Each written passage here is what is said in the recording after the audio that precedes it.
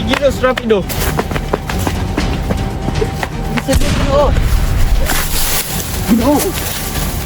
Aki, natamaan ko isa inyo. Ginoong Ibarra, ang iyong braso. Natamaan ka. Aking kaibigan, huwag kang mag-alala. Ito'y daplis lamang. Tayo magpatuloy na, baka tayo maabutan pa nila. Tayo na, Elias. Ang bilis nila.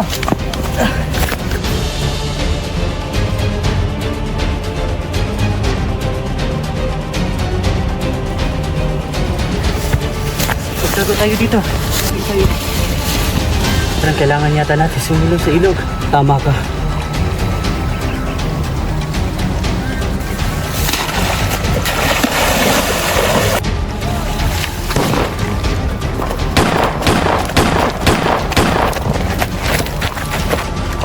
Bisan mo, nawala na sila.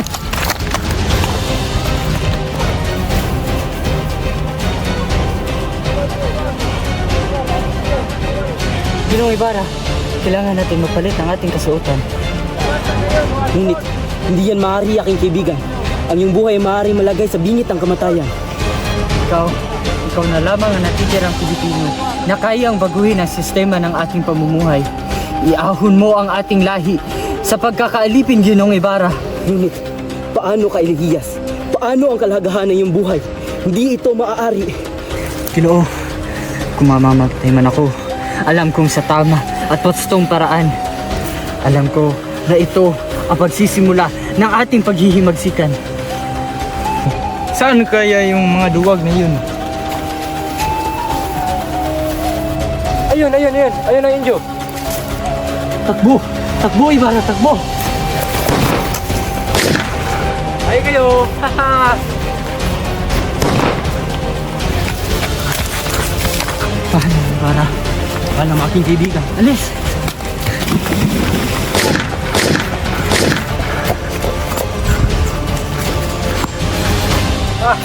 Tapos ka na. Dito ka na. Hanggang dito na lang ako. Viva mi amigo, Crisostomo Ibarra.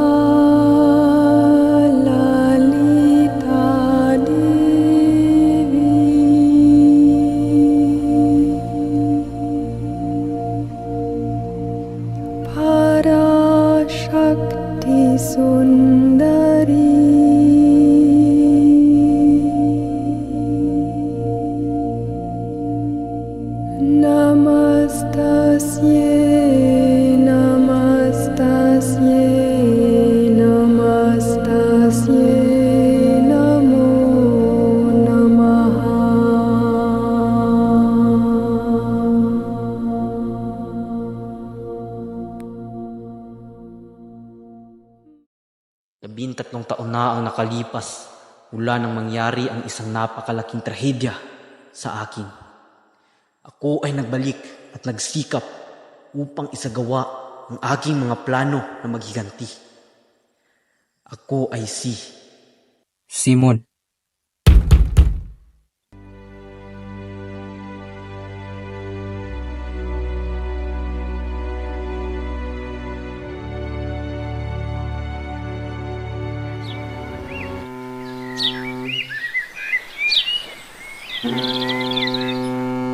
Napakabagal.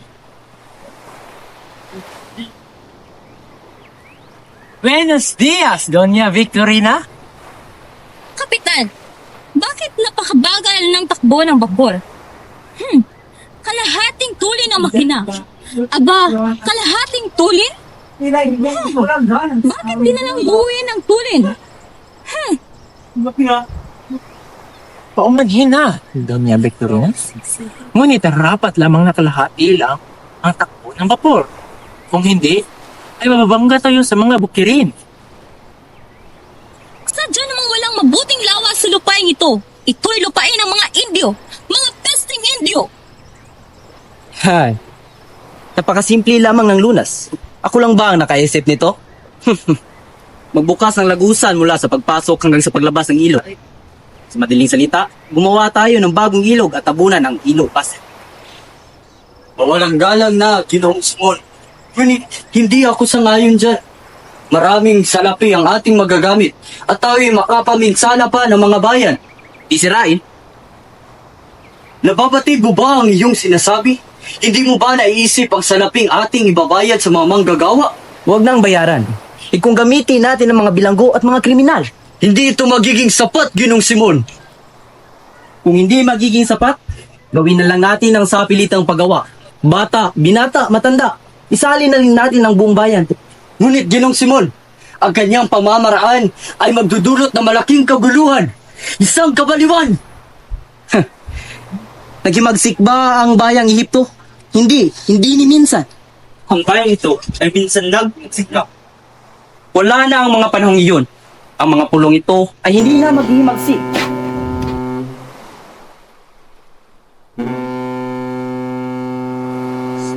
Basilio, nakatapos ka na ba siyang kolehiyo?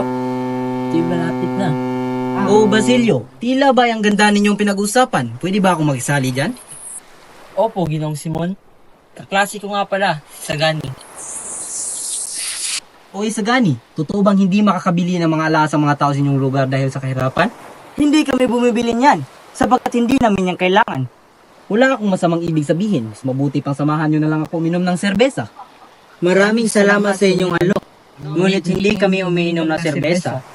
Hindi umiinom? Ayon kay Padre Camora, ang pag-inom ng tubig ay nakakapanghina ng katawan. Sabihin niyo kay Padre Camora na mas nakakabuti ang pag-inom ng tubig kaysa sa pag-inom ng serbesa, kaysa makinig siya sa mga bulong-bulungan. At pakisabi na rin po na ang tubig ay matamis, ngunit lumulunod sa serbesa at pumapatay ng apoy. Mainam na tugon. Saan naman nanggaling ang himalang yan? Pwede maging isang dilubyo ang tubig na sinasabi nyo. Parang ang init ng ulo mo, Sagani. Kinakatakutan ko, si Ginoong Simon. Isa pa, bakit parang pamilyar sa akin ang mukhang yun?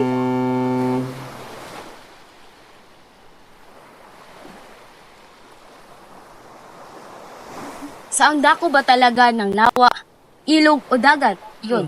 Napatay si Nabara o Ibarra. Ay siya nga, si Crisostomo Ibarra. Saan ba talaga, Kapitan? Naiwan kaya ang bakas sa tubig? Tumingin kayo. Dito ay dating ulo. Ayon sa bayan,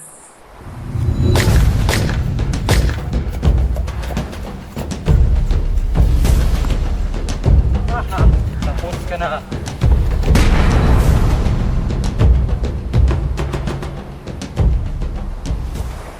Kung gayon, ang kanyang bangkay, Ay, nakasama sa bangkay ng kanyang ama. Haha, mga pulopistero. Lagi nang sinasabi ko na ang mga pilibustero ay hindi dapat magkaroon ng marangal na libing.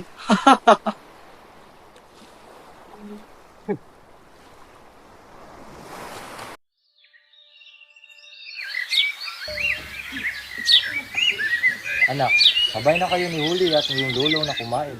At ako ay mamaya pa, dahil ay may lakad pa ako. Kabisang talis, Magandang umaga, Padre. Bakit kayo naparito? kailangan mo nang magbayad ng buwis, 500 piso. Ano? Sunod-sunod na ang paghingi niyo ng buwis. Sa nakaraang linggo ay 200 lamang. At yan ay 500 na. Abay, hindi na tama yan. Iyon ay narapat lang. Dapat bayaran mo ang iyong buwis. Bayaran mo na lang. Isipin mo na lang na ikaw ay natalo sa sugal. Hindi! Bakit ako magbabayad sa sarili kong lupa? Iyon ay akin! Anak, kunin mong itak. Itay, huwag! Ang ibig sabihin nito ay sa amin napapabilang ang lupa. Hulihin ang lalaking iyan at gawin yung gwardiya sibil. Itay! Huwag niyong saktan ang anak ko! Ipaglalaban kita, anak. Uy! Ito na yung sweldo. Salamat po, Hermana Penchang. Itay! May pera na ako pang dagdag para pambayad upang makalaya na ang aking kapatid. Anak, natalo ako sa kaso. Ho? Ganun ho ba? Ang ganda pala talaga ng lupa ito. siyang tunay. Wawang kabitang talis. Karapat-dapat lang din yun sa kanya.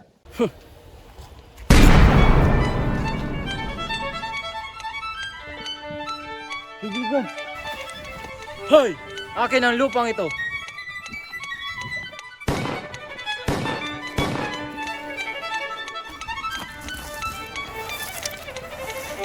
Huwag po! May pamilya pa po ako!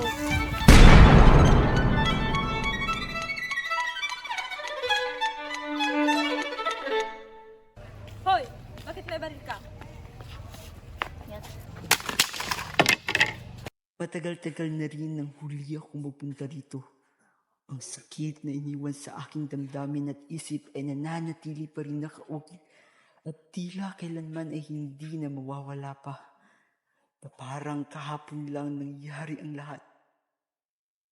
Parang may tao ron ah.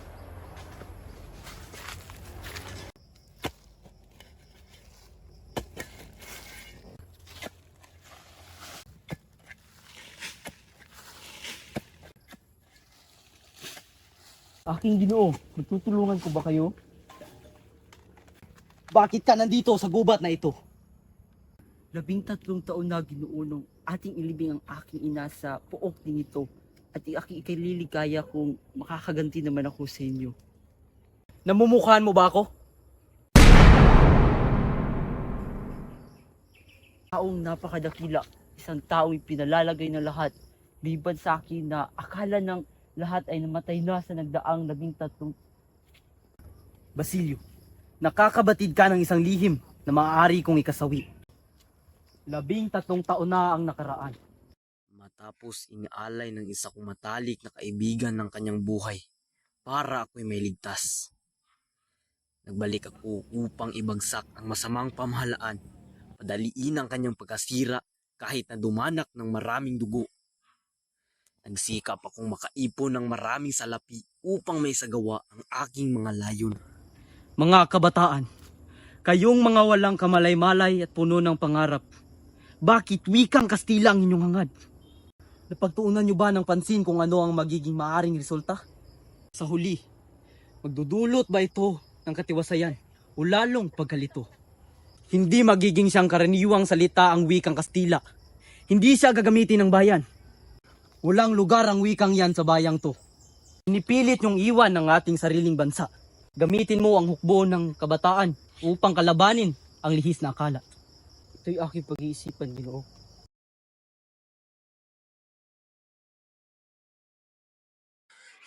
Kapitan General, may mga estudyanteng nagbabalak na magtayo ng Akademyang Kastila.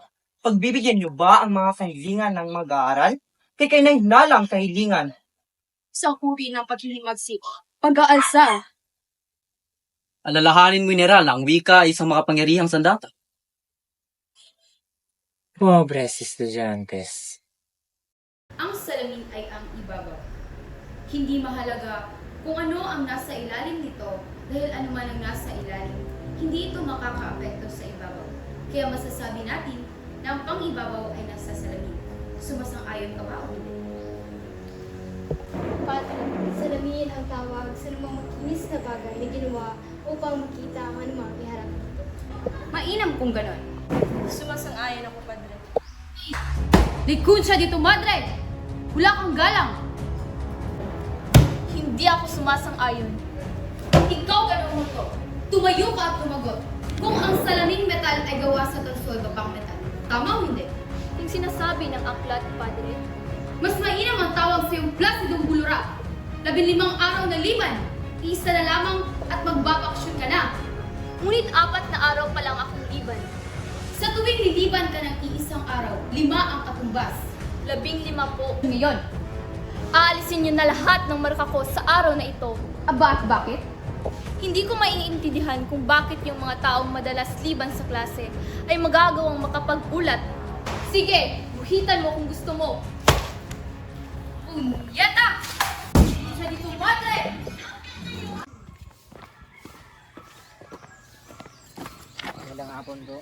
Magandang hapon din. Si Makaraig na lamang ang hinihintay natin. Oh, ayan na pala siya. Magandang hapon sa inyong lahat. Kaninang umaga ay nagpakita ako kay Padre Irene at nabanggit niya sa akin na sa Los Baños daw pinag-usapan ang lahat. Ngunit sinabi din na ang lahat daw ay tutol, ngunit hinayaan na nila na ang ikataas-taasang lupo ng paralang Femare ang magdidesisyon. Ngunit hindi naman kakikitaan ng pagkilos ang mga lupong na iyan. Iyan din ang aking sinabi kay Padre Irene. Ang sabi niya si Don Custodio na ang ilang sangguni ng lupon na siyang magdidesisyon. Paano kung ang magsasagawang desisyon ay laban sa atin? Sinabi ni Padre Irene na malaki ng ganting tinamo. Nagawa natin ang ating kahilingan malingan sa isang kapasyahan. Kung tayo din makikipag-ugnay kay Don Custodio ay magagawa natin mahingi ang kanyang pagsang-ayon. Ngunit sa paanong paraan naman tayo magkikipagkilala sa kanya? Dalawang paraan lamang sinabi sa akin ni Padre Irene. Ang isig na si Quiroga. Ang mananayo na si Pepan. Ang isang paraan ay lapitan si Ginoong Pasta na isang Pilipino at kaibigan ni Padre Fernandez, ang tiyuhin ni Isagani. Oh, Isagani, ikaw pala yan! Oh, Isagani! Hindi naman siguro masama kung ating susubukan ng mga paraan. Nakausapin ko si Ginoong Pasta, ngunit kung hindi ako palasing magtagumpay, tsaka na natin gawin ang ibang paraan. Huwag ka na maarte pa? Marahil ay tama ang sinabi ni Isagani. Hintayin natin ang resulta ang makikipag-usap ni Isagani kay Ginoong Pasta. Tara na nga!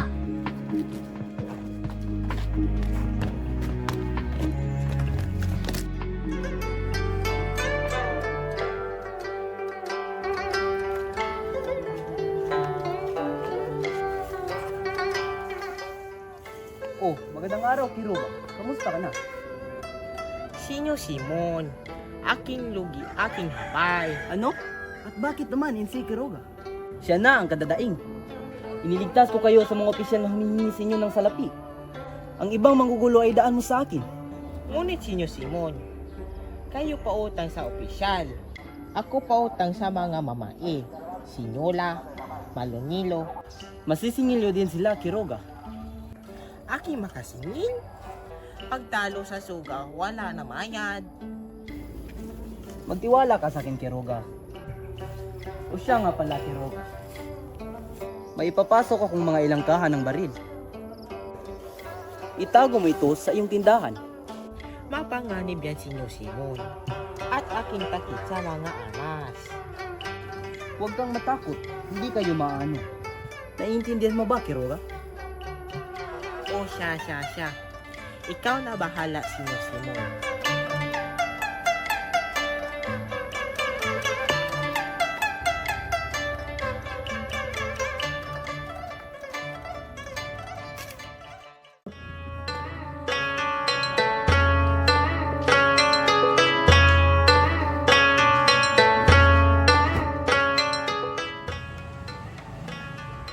Saan ang salamin? Nais niyo bang malamin? Halata namang wala kayong ayos at namumutla kayo. Kayo ba ay nasasabik na? Tayo ay magsimula. Dalian mo, napakabagal naman ng taong to. Kung sa gayon, magsiupo na ang lahat.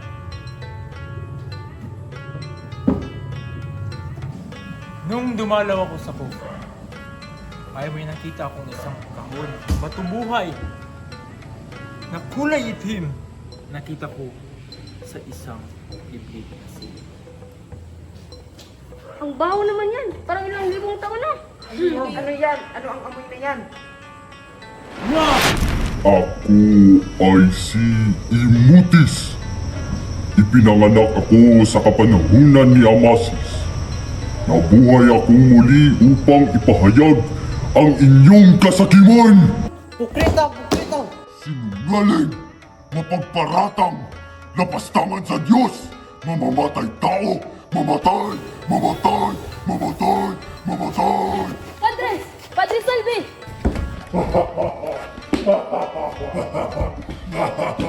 Mamamatay tao!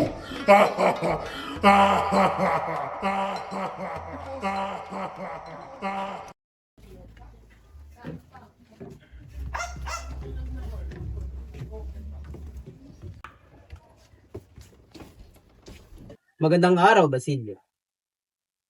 Oh, Ginoo, magandang umaga. Ba't kayo na parito? Kamusta na nga pala si Kapitan Tiago? Sa aking pagkakaalam, Unti-unti nang kumakalat sa kanyang katawan ng lasong apyan. Nangihina na rin si Kapitan Tiago at baka bukas o sa makalaway bawian na siya ng buhay. Gaya ng Pilipinas? Pero bakit nga ba kayo naparito, Ginoo? Narito ako upang iundog sa iyo ang dalawang bagay. Ang iyong kamatayan o ang iyong kinabukasan. Sa piling ng tagapataw o sa piling ng sinasaktan. Ginoo, sa mga maniniil o sa mga inaapi? Yan ang hindi ko maiintindihan. Magdesisyon ka na. Ang oras ay tumatakbo. Sa loob ng isang oras ay sasabog na ang revolusyon. Wala nang mag-aaral, wala nang universidad. Walang anuman kundi labanan at patayan. Ay handa ko na lahat at tiyak kong ito ay magtatagumpay. Pero Ginoong Simon, inuulit ko, Basilio. Sasama ka ba sa amin o mas nanaisin mo pang mapasama sa kamay ng masamang pamalaan? Maliban na lang kung sinakop na ng Espanya ang iyong isip. Hindi yan totoo. Kung ganun, kailangan kita upang mamuno para sa isang hukbo na pwersahang magbukas sa pinto ng kumbento ni Santa Clara at iligtas sa isang taong ikaw lang nakilala. Maliban sa akin at kay Kapitan Tiago, ligtas mo rin si Maria Clara. Maria Clara? Huli na, senyor. Huli na. At bakit? Patay na si Maria Clara. Patay na. Sinasabi mo bang wala na siya? Ano? Buhay si Maria Clara! Hindi siya patay! Papawalayain ko siya ngayong gabi! Ah! Kanina nga po na alas 6, pumunta ako sa kumbento upang makibalita. Narito ang sulat ni Padre Salve na ipinadala ni Padre Irene. Hindi! Namatay siya nang hindi ko man lang siya nakita. Namatay siya nang hindi na lamang buhay ako. Nang dahil sa kanya. Kawawang senyor.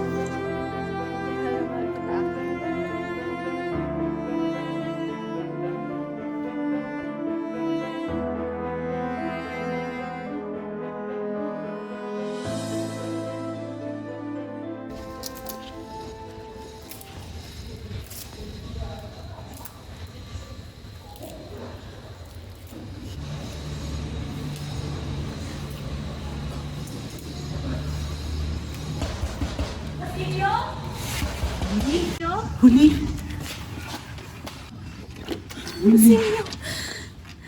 Basilio! Naparito ka uli. Tagal ko na nangungulila sa iyong piling mahal ko.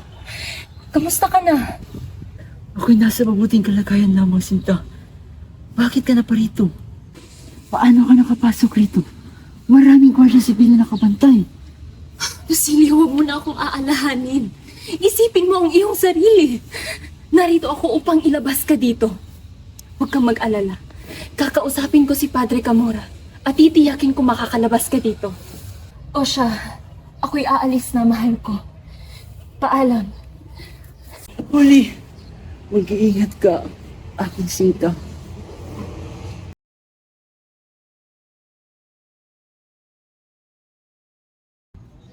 Padre Camora! Ano ang iyong kailangan? Padre, por favor. Ilabas niyo si Basilio. Nakikiusap ako. Ilalabas ko si Basilio sa isang kondisyon. Ano ho yun, Padre?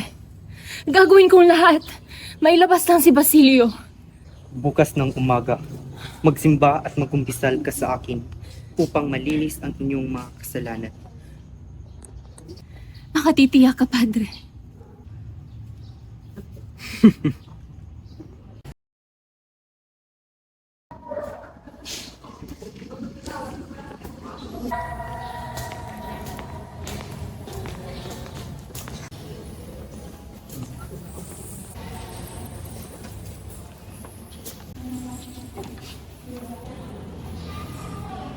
Aking Sinta, ay mauuna na.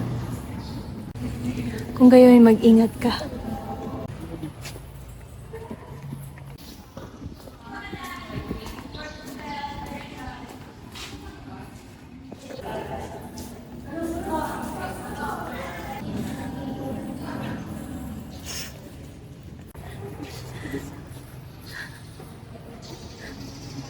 Huli, bakit ka umiiyak?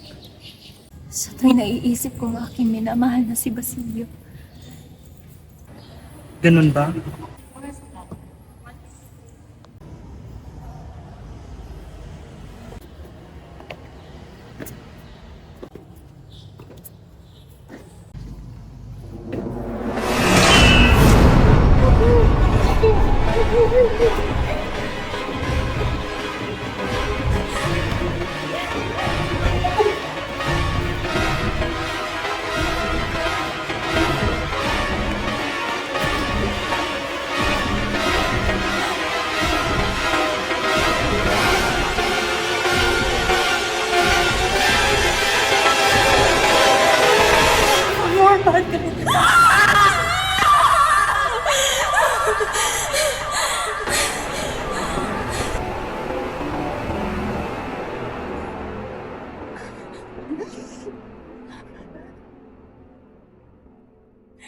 Wala na akong karapatan mabuhay!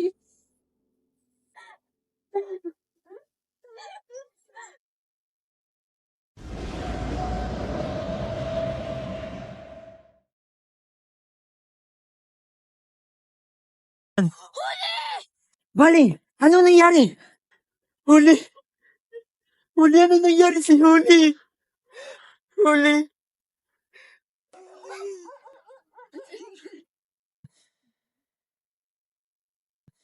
Huli!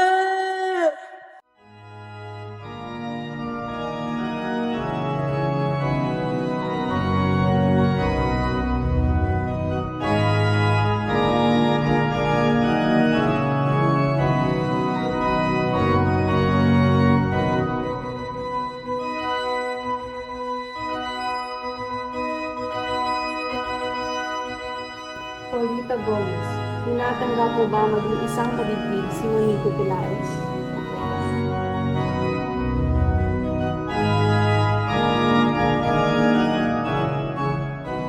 Paulita Gomez, tinatanggap mo ba maging isang kadibdib si Juanito Pilares?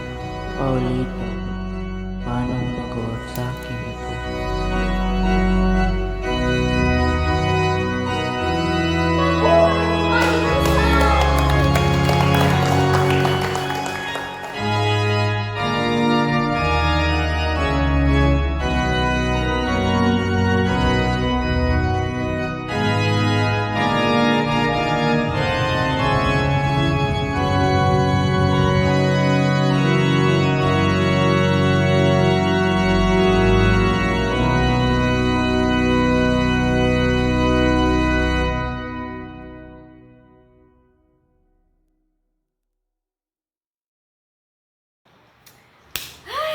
Sagani, my baby Pogi! Pinagpalit ba naman? Charlize! Halika na, isasara ka na itong room. Ho! Pabarating na ho! Kawalang sala. Halika na, tuklasin ang mundo puno ng isipan. Halika na, tuklasin ang mundo puno ng isipan.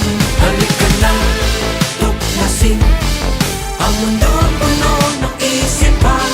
Halika na, tuklasin ang mundo puno ng isipan.